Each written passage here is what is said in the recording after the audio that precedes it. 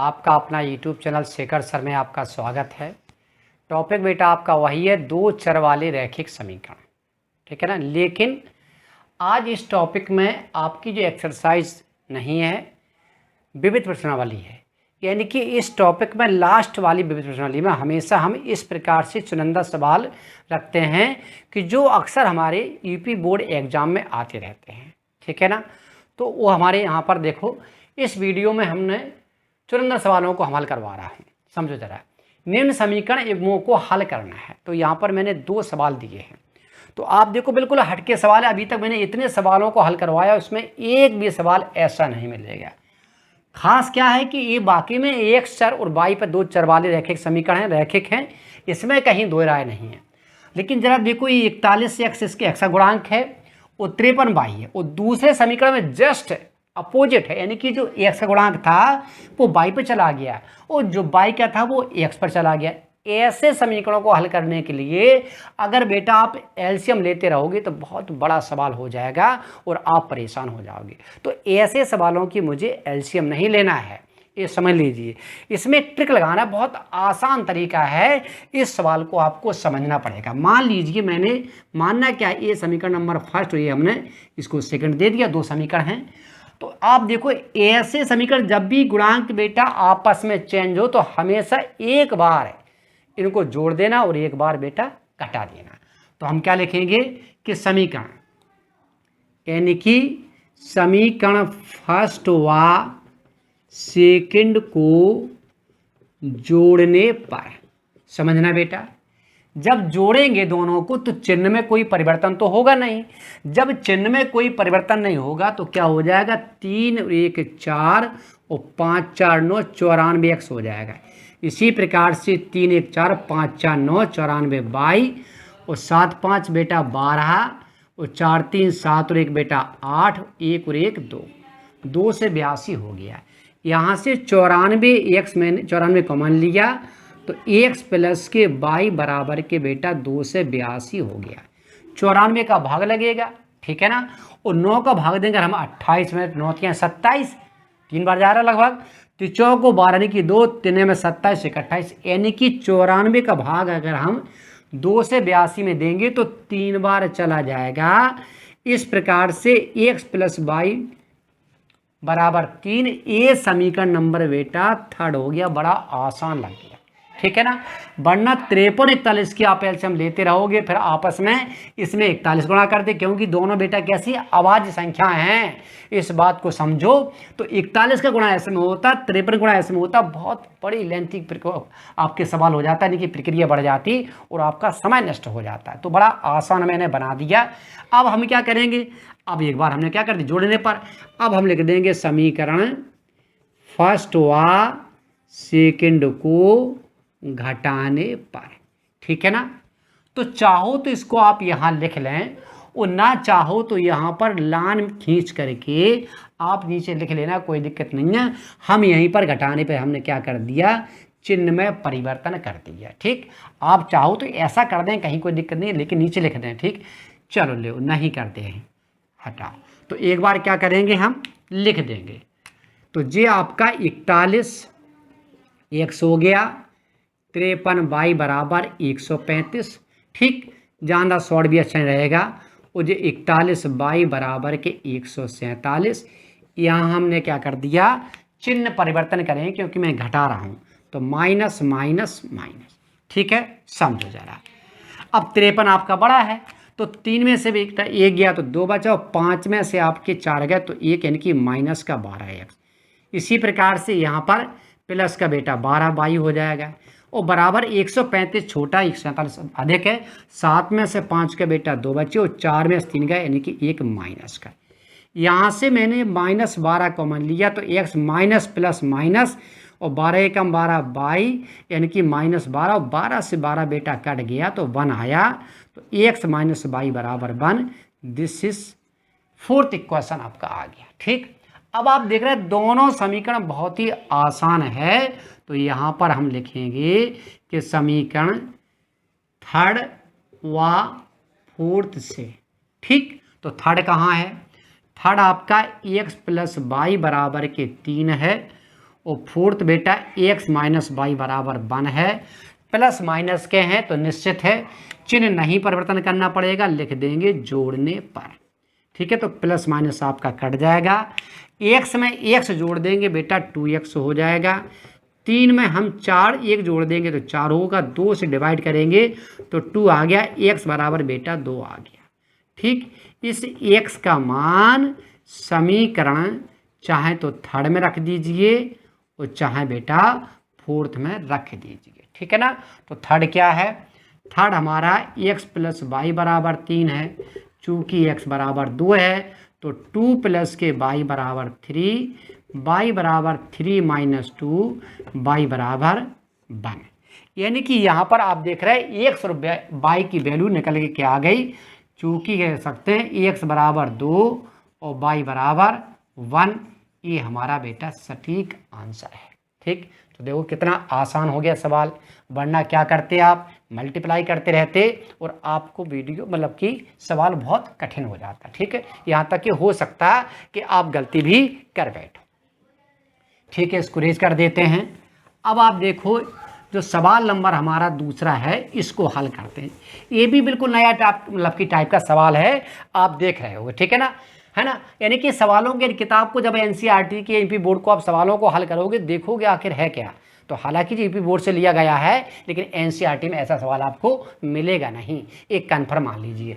जरा समझो, तो आप देख रहे हैं यहाँ पर आपका बेस क्या है 7 है और 5 है और एक्स जो है हमारी यानी कि एक्स वाई का मान निकालना है वो आपकी घात के रूप में है, पावर के रूप में है।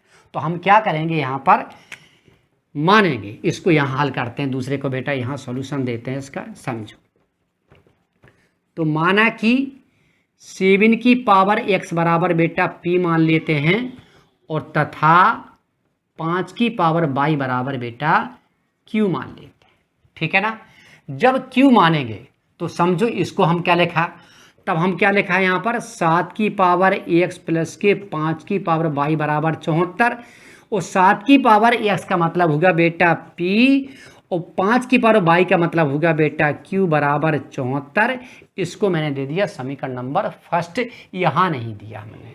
ठीक, कोई दिक्कत नहीं, आप चाहो तो दे दीजिए एक फर्स्ट सेकंड तो लिख देंगे समीकरण फर्स्ट है, यहाँ पर कहीं कोई दिक्कत नहीं है, जो आप चाहो जैसा कर सकते हैं।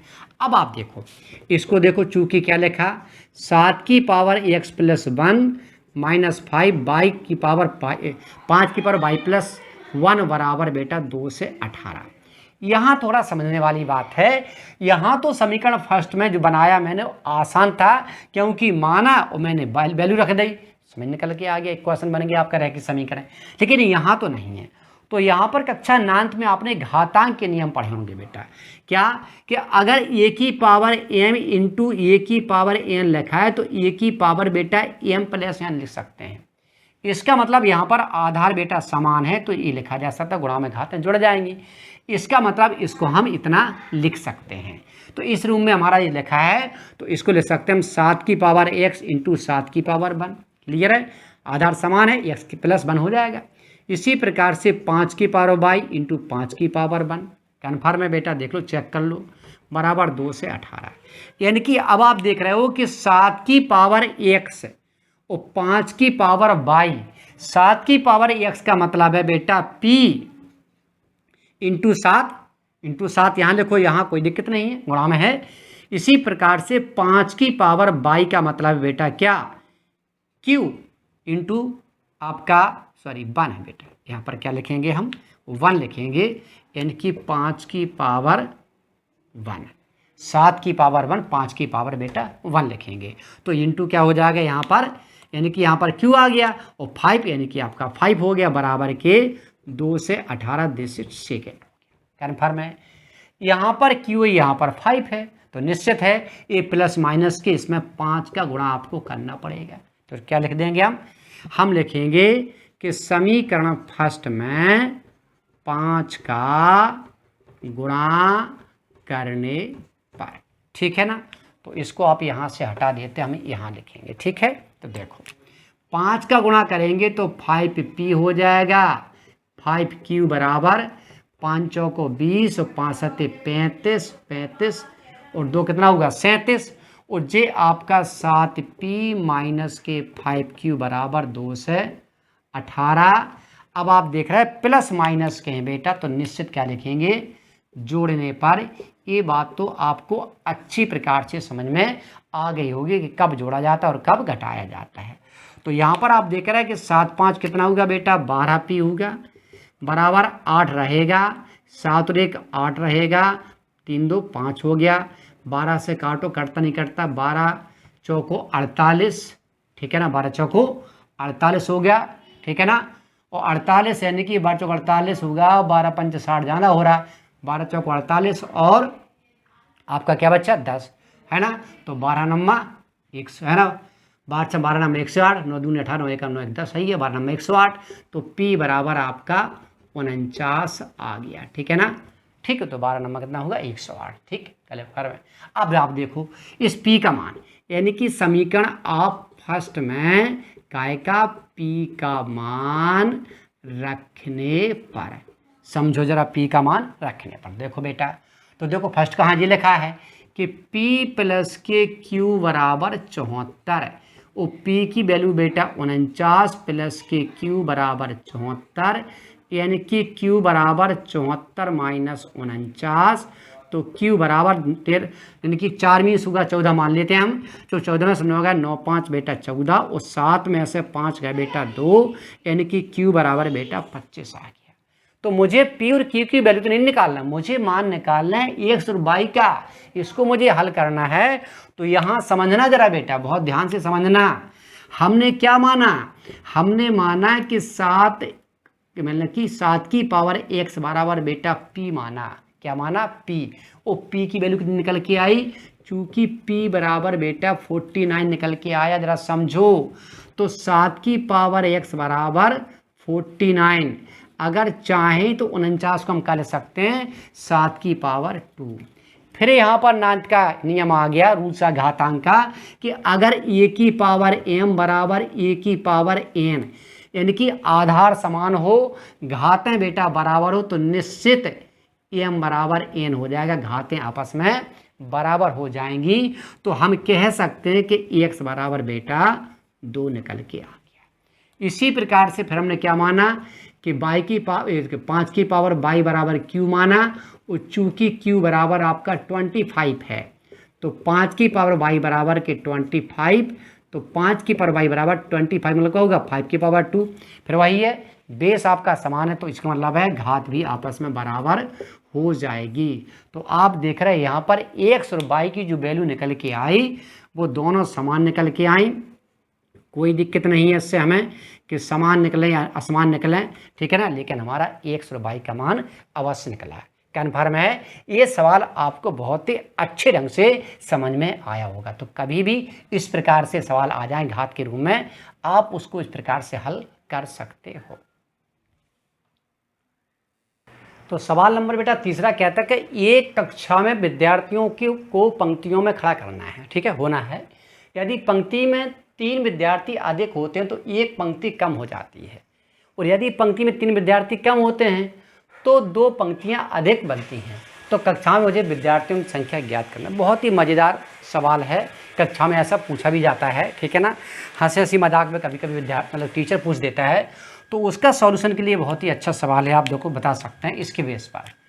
तो यहाँ पर आप देख रहे हैं इसका जो सॉल्यूशन है क्या है, माना कि हम कहते हैं माना कि पंक्तियों की संख्या, किसकी, पंक्तियों की जो संख्या है वो मान लेते हैं हम बेटा x, ठीक है ना, तथा प्रत्येक पंक्ति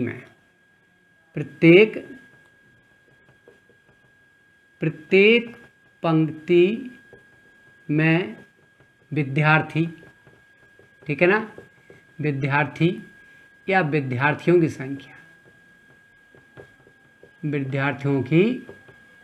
संख्या मान लेते y। बात को समझना, यानी कि प्रत्येक पंक्ति में, एक पंक्ति में विद्यार्थियों की संख्या कितनी है y है। अगर यहाँ पर थोड़ा दिमाग लगाया जाए कि एक पंक्ति में कितने विद्यार्थी हैं, एक पंक्ति में जो विद्यार्थी हैं बेटा वो बराबर y है, ठीक, और पंक्ति कितनी है मेरे पास, पंक्ति x हैं, तो x पंक्ति में कितने विद्यार्थी होंगे, एक्स इंटू वाई, तो इसे क्या कहा जाएगा? इसे कहा जाएगा बेटा कुल विद्यार्थी। कुल विद्यार्थी, बात को समझना, कुल विद्यार्थी हमारे एक्स इंटू वाई हो गए। ठीक, अब आप देखो फर्स्ट कंडीशन क्या है, यानी कि प्रथम शर्ता अनुसार सवाल क्या कह रहा है, समझना। वो कह रहा है कि अगर यदि पंक्ति में 3 विद्यार्थी अधिक होते, 3 विद्यार्थी, तो एक पंक्ति कम होती। बात को समझना, 3 विद्यार्थी अधिक, चूंकि 3 विद्यार्थी अधिक तो एक पंक्ति कम होती।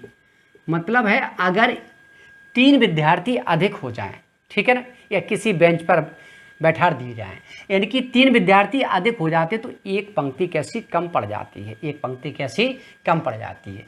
तो विद्यार्थी कितने हैं, यानी कि 3 विद्यार्थी अधिक होते हैं, जबकि प्रत्येक पंक्ति में विद्यार्थी संख्या कितनी है बेटा, कितनी है, 22। प्रत्येक कितनी है, यानी कि पंक्तियों की संख्या x है, तो कितनी कम पड़ जाती है, आपकी पड़ जाती है, यानी कि एक पंक्ति कम पड़ जाती। तो पंक्ति कितनी भाई, तो इसलिए कह सकते हैं कि अगर पंक्तियों या पंक्तियों की, लिखते हैं थोड़ा बड़ा सा,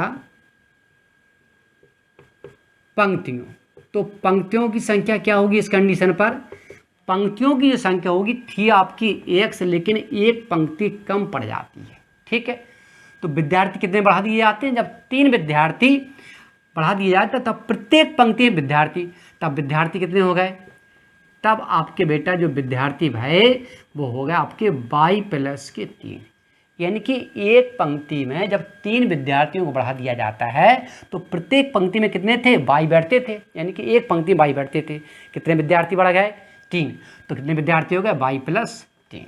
ठीक है ना, इस प्रकार से अगर देखा जाए तो कुल विद्यार्थी, समझो कुल विद्यार्थी, तो कुल विद्यार्थी कितने होंगे, यानी कि पंक्ति x माइनस 1 इंटू 22 प्लस के 3।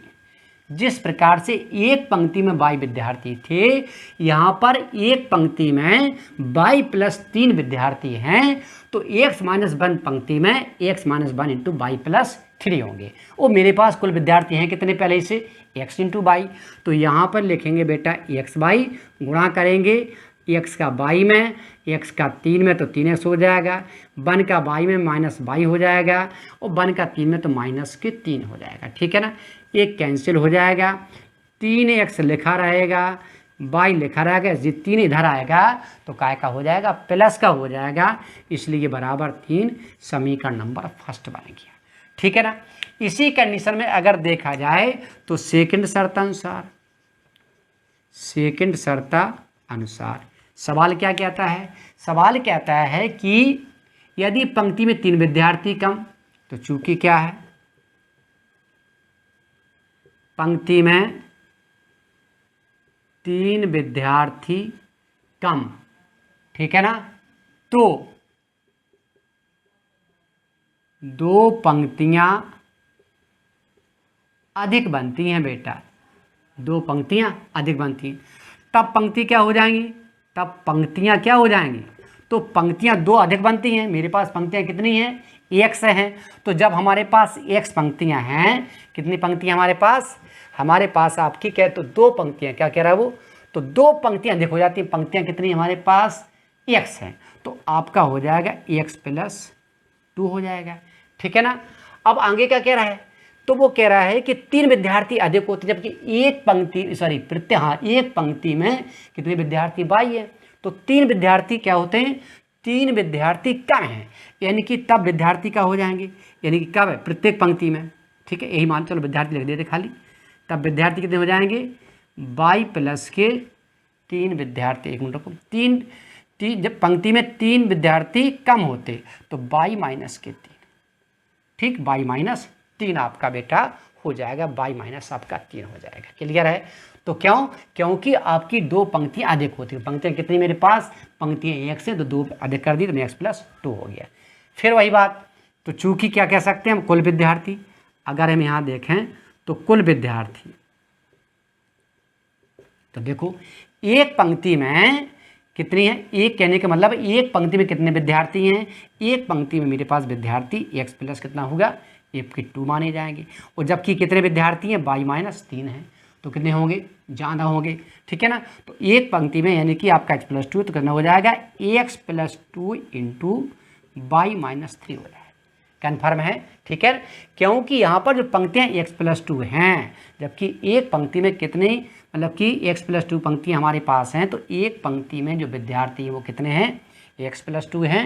मेरे पास प्रत्येक पंक्ति में कितने विद्यार्थी, y माइनस 3 हैं, तो y माइनस 3 का इसमें मल्टीप्लाई हो जाएगा, और कुल विद्यार्थी पहले ही से ऑलरेडी हमारे बेटा x y हैं, गुणा करेंगे तो x y हो जाएगा, x का 3 में तो माइनस 3x हो जाएगा, 2 का y में तो 2y हो जाएगा, 2 का 3 में माइनस के 6, तो x y से x y कैंसिल हो जाएगा। यहाँ पर इसको बेटा हटा देते हैं, ज़रा समझो, यहाँ समझो, ये बेटा 3x है, माइनस के इधर आएगा तो प्लस का 3x हो जाएगा, ये 2y बेटा प्लस का इधर आएगा तो माइनस 2y हो जाएगा, और बराबर में माइनस का 6 आपका लिखा रहेगा। ये समीकरण नंबर आपका बेटा सेकंड हो जाएगा, ठीक है ना। इस प्रकार से समीकरण फर्स्ट और सेकंड मैंने बना लिया।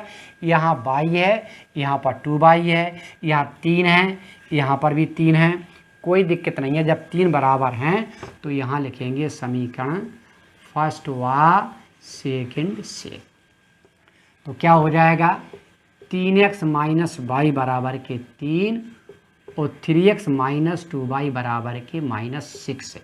तो आप देख रहे हैं यहाँ पर गुणांक समान है लेकिन चिन्ह भी समान है, तो यहाँ लिखेंगे घटाने पर, ठीक है, माइनस प्लस प्लस, तो ये कट जाएगा, प्लस के 2 माइनस का 1, यानी कि आपका 2 में से 1 गया तो बेटा y बचा, ठीक, और 6 3 आपका 9, तो y बराबर आपका कितना आ गया, 9 आ गया, ठीक, कोई बात नहीं, y बराबर आपका 9, ठीक। तो अब y का मान लिख दीजिए, y का मान समीकरण किसमें, फर्स्ट में रखने पर, तो देखो बेटा फर्स्ट कहाँ है, फर्स्ट आपका ये है 3x माइनस y बराबर 3, और y की वैल्यू कितनी है, 3x लिखा रहेगा, y की वैल्यू तो 9 है बराबर 3, तो 3x बराबर 3, 9 को इधर ले जाएंगे तो जुड़ जाएगा, 3x बराबर 9 3 12 और 3 चौको बेटा 12, x बराबर आपका 4 आ गया, ठीक। हमें निकालना है उस कक्षा में कितने विद्यार्थी थे, तो हमें निकालना है विद्यार्थियों की संख्या, तो यहाँ लिखेंगे विद्यार्थियों की बेटा जो संख्या है वो x y है, और x की वैल्यू बेटा 4 है, जबकि y की वैल्यू यानी कि हमारे पास 9 है, यानी कि x क्या माना था, पंक्तियों की संख्या बेटा 4 बनी है, और एक पंक्ति में कितने विद्यार्थी खड़े हैं, 9 खड़े हुए हैं, तो 9 चौको 36 है ना, कुल मिलाकर के 36 विद्यार्थी थे, ठीक है ना। तो निश्चित ये सवाल आपको समझ में आया होगा। तो नेक्स्ट बेटा आपका चौथा सवाल है और इस वीडियो का लास्ट है, यानी कि चौथा महत्वपूर्ण सवाल है। वो कहता है कि एक मित्र दूसरे मित्र से कहता है कि यदि मुझे 100 दे दो, बात को समझना, 100 दे दो तो मैं आपसे 2 गुना धनी बन जाऊंगा, यानी कि 100 दे दो, 100 दे दो, इसका मतलब ये होगा, यहाँ पर शब्द लिखा धनी, और धनी का मतलब बेटा केवल एक ही बात से होता, वो होता मनी से, कन्फर्म होगा ना, कन्फर्म है। तो 100 दे दो, यानी कि 100 मतलब 100 रुपये दे दो, ठीक है, तो धनी बन जाऊंगा। और दूसरा उत्तर देता है कि यदि आप मुझे 10 दे दो, ठीक, क्या दे सकते हैं, पैसे तो दे सकते हैं, और क्या दे सकते हैं, और को सोच रहे हो क्या, सोच लेना, ठीक है ना। 10 दे दो तो मैं 6 गुना धनी बन जाऊंगा, धनी, ठीक है ना। तो समझ लो क्या लेने देने पर धनी बन जाओगे वो आपको समझना है, ठीक है ना। हम तो यहाँ ढंग से समझेंगे, तो यहाँ जरा इसका समझो सॉल्यूशन क्या होगा बेटा, कि माना कि पहले मित्र के पास संपत्ति, जो संपत्ति है वो बराबर x मान लीजिए, x रुपये है, ठीक है ना, और दूसरे यानी कि संपत्तियाँ पूछी ना, दूसरे मित्र के पास जो संपत्ति है वो y रुपये, ठीक है ना। फर्स्ट कंडीशन समझो, बहुत ही अच्छा सवाल है। तो फर्स्ट कंडीशन यानी कि प्रथम शर्ता अनुसार, ठीक है ना। तो वो कह रहा है पहला मित्र मान के चलो, पहला मित्र है कहाँ, पहला मित्र x है, ये पहला मित्र है और ये बेटा दूसरा मित्र है, यानी कि पहले मित्र के पास एक संपत्ति है और दूसरे के पास बाई संपत्ति। कंडीशन क्या कह रहा है, यदि वो कहता है यदि मुझे, यानी कि एक मित्र दूसरे से, यानी कि पहला मित्र दूसरे से कह रहा है, क्या कह रहा है कि 100 रुपये दे दो। अगर ये 100 रुपये से दे देगा, बात को समझना, अगर इसने 100 रुपये इसको ट्रांसफर कर दिया तो इसका मतलब है इसके पास 100 रुपये बेटा अधिक हो गए। जो संपत्ति थी वो थी, लेकिन कितना, 100 रुपये अधिक हो गया।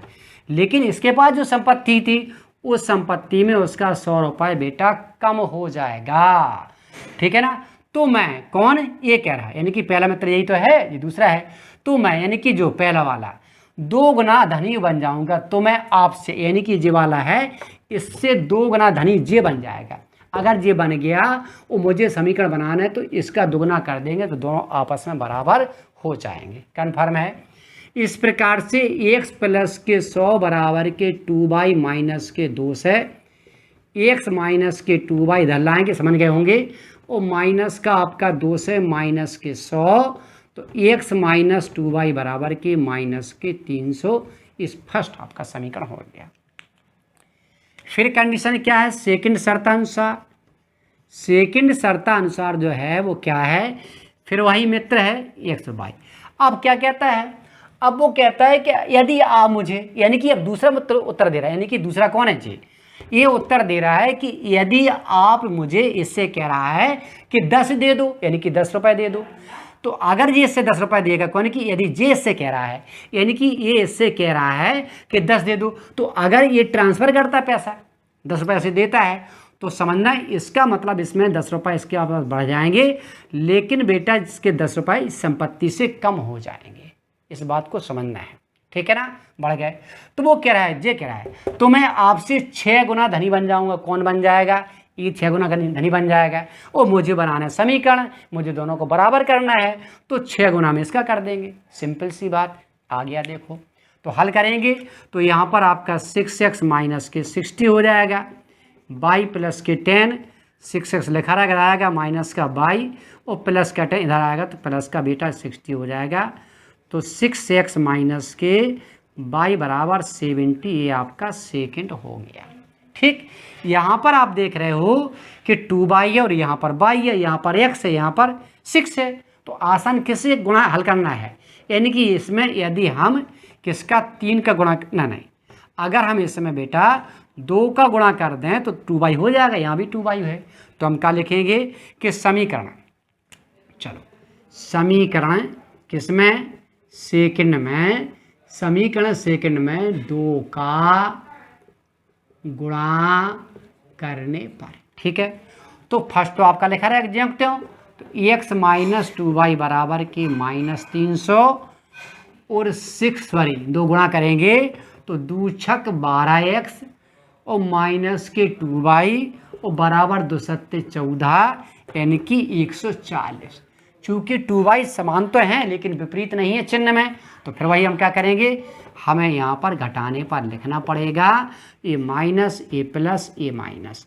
तो जे आपका कट जाएगा और 12 से 1 चला गया तो माइनस का बेटा 11x बचा, 300 माइनस, यानी कि दोनों माइनस के हैं तो 0 और 4 और 3 और 1 4, 44, यानी कि 4400 आपका आ गया। माइनस से माइनस कट जाएगा, 11 चौको 44, यानी कि x बराबर बेटा 40 आ गया। कन्फर्म है। समीकरण फर्स्ट में समीकरण लिखा, फर्स्ट में बेटा x का मान रखने पर, समझो जरा क्या है समीकरण फर्स्ट, ये है बेटा x माइनस 2y बराबर के माइनस के 300। चूँकि x बराबर 40 है तो यहाँ पर 40 रख देंगे, माइनस 2y बराबर 300 हो जाएगा।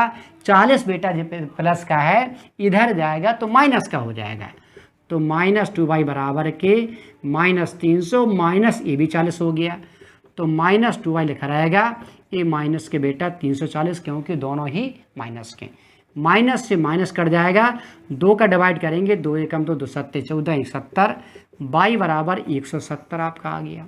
ठीक, तो बाई x क्या है, संपत्ति है। तो पहले यानी कि पहले मित्र के पास कितनी संपत्ति है, तो यहाँ लिख सकते हैं पहले मित्र की संपत्ति, संपत्ति ऐसे भी लिखा जा सकता है, यानी कि x बराबर बेटा 40 रुपये है, और बेटा दूसरे मित्र की संपत्ति y बराबर 170 रुपये है। ठीक है बेटा, इस प्रकार से ये हमारा सवाल हो जाता है। ठीक है ना। आशा ही नहीं पूरा विश्वास है ये वीडियो आपको पसंद आया होगा, और यदि पसंद आया है तो निश्चित लाइक करना, शेयर करना, सब्सक्राइब करना मत भूलना बेटा। Best of luck.